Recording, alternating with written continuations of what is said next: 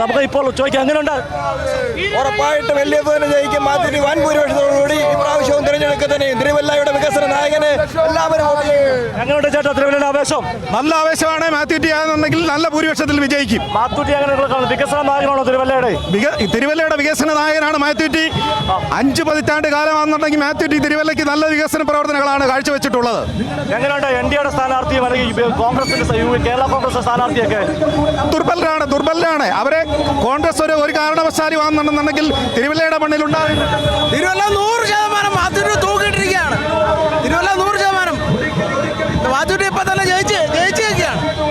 മാത്തൂറ്റി വിജയിക്കുമെന്നാണ് പ്രവർത്തകർ പറഞ്ഞ റോഡ് ഷോയുടെ ആവേശം. നമ്മളിപ്പോൾ പൊടിയാടി ജംഗ്ഷനിലേക്കാണ് എത്തിയിരിക്കുന്നത്. 100 കണക്കിന് പ്രവർത്തകരാണ് ഈ റോഡ് ഷോയിൽ പങ്കെടുക്കുന്നത്. തിരുവല്ല ഇളകി മറിച്ചു. മാത്തൂറ്റി തൂത്തുവാരും 100% മാത്തൂറ്റു തീർച്ചയായും മാത്തൂറ്റി മാത്രം 100% വിജയിച്ചിരിക്കുകയാണ്.